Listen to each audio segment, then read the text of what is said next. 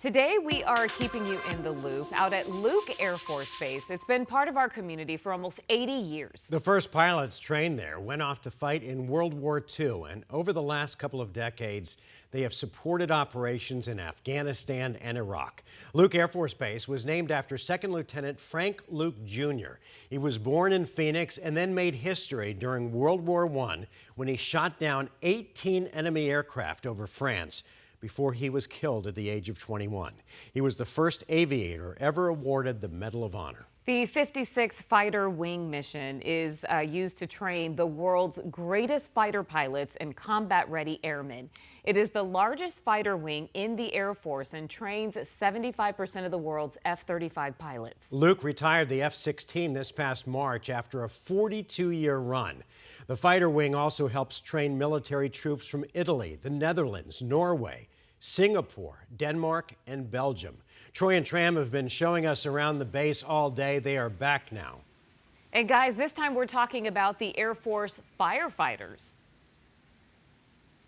Right? I mean, I feel like we've learned so much out here today. Yeah. A place I've never been before. So this is Fire Station 1 at Luke Air Force Base. And what's interesting is you've got, buildings, car crashes, normal things that happen. With the city fire. Yeah. So, part of this fire station is like a normal fire station, but the other part specifically is for the F-35s and aircraft that are landing out here. Yeah, and you can just see how massive these fire trucks are. We've got Sergeant Perez with us here. Tell us what these Air Force fire trucks are capable of. So this one right here holds 3,000 gallons. We can dump the whole tank in about 3 minutes. Mainly, this thing is just to put out aircraft fire as quickly as possible, save the pilots. And it really moves, right? So you have to be out of the door here. Let's walk down here. A minute after getting the call, correct? Oh, yeah, we have to move. These right. kind of slow. So, yeah, but then you are in a spot where you can get to whatever plane is coming in trouble in a very short amount of time. Yeah. Yeah. So, unique thing about Luke, we actually hear the airfield get their emergency first while they're getting it from the pilot, and so we get to get out there even sooner. So we position across the airfield, wait for it to be dispatched out, and usually by the time it's even dispatched out, we're already in place waiting for the aircraft to land and do what we got to do. And you've got two turrets that pump all that water and foam out. Can we see that from the front? Yeah. Can you open this up? And watch how fast. Now, you might have garage door opener envy in a second. Look at that. I know I've got garage door opener envy. All right. And you got to take a look at, I know we're going to show off this, but look at how massive it is when you actually see it, kind of near the runway. One. Yeah, that's the little one. That's the small one? Yeah. My goodness. So over here, you can see that you've come back over here, Nick, if you can. So these are the two turrets, right? You've got the big one up top and the smaller one down below, and that's what will shoot out and put out whatever fire is out there. Yep, so when we get to an aircraft emergency and there's potentially a fire, sometimes the fire might be on the ground, and the turrets spray a rescue pass, so that way we can get in there with our hoses and get the pilot out. All right, let's see. Tram says she wants to get inside I know, this thing. I've never been It's a little bit of a inside. climb. Yeah. All right. Okay, you're going to hold my mic? Yeah, I got it. And the configuration is interesting, right? Because these seats aren't like normal seats. Yeah, we got a 4 across, and they all point the same direction. Sometimes in structural trucks, they point the opposite way. But This is so much, talk about how much bigger this is compared to, obviously, a structural fire truck. well, inside it's kind of cramped. The truck itself is huge. Yeah. But is it the same size as what you would find in a city fire truck? In the cab? Yeah, in the cab. It's kind of smaller. Oh, it is. But Okay, it it holds looks more so water, big. and we got, more. Yeah. And show how you can, that's how you steer the turrets right there. That's the one on top, and the one down below is a joystick. So Trim, I know you did a story on how this is kind of a city within a city, and this is a great example of that, isn't it? It really is. They have so many resources here. Obviously, the fire station. So here's a look now at the city within the city. History of Luke Air Force Base goes back to World War II. World War II was ramping up, and the need to establish pilots for the war effort was evident.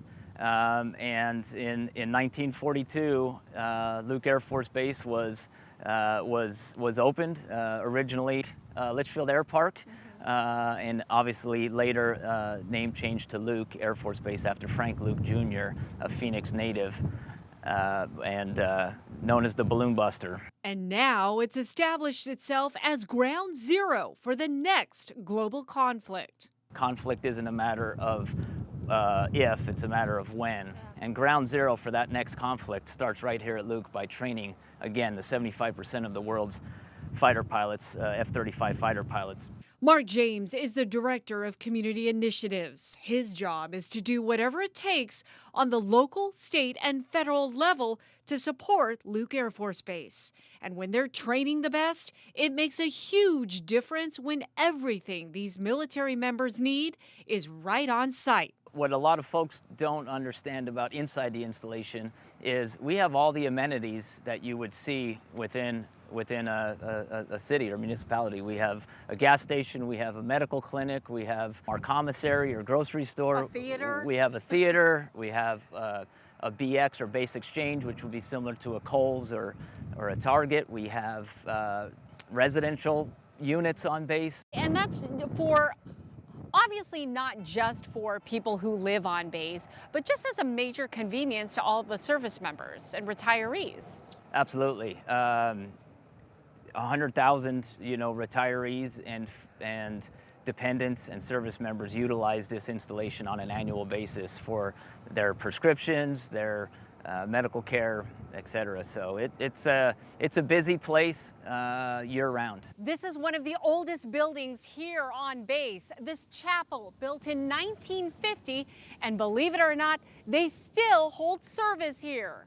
And driving throughout the 4,200-acre base, there's even street signs and an overpass, making it feel like a city within a city. So when your child care is taken care of and your medical is close by, your education classes are close, that enables our airmen to focus on the fight, which is where their mentality and their focus should be. I hope the surrounding cities and folks, understand what they're supporting when they support Luke Air Force Base. It really is the mechanism and the vehicle that's going to win the next global conflict. Professional. I love it. Feels at home. And you know what? We talk about so many resources here. One resource that we just learned is you guys have your own 911 dispatch center. We do, in the fire department. Some bases, it's in a different building with the cops and the command post, but we have ours right in our department, so we have a better relationship with our fire dispatchers.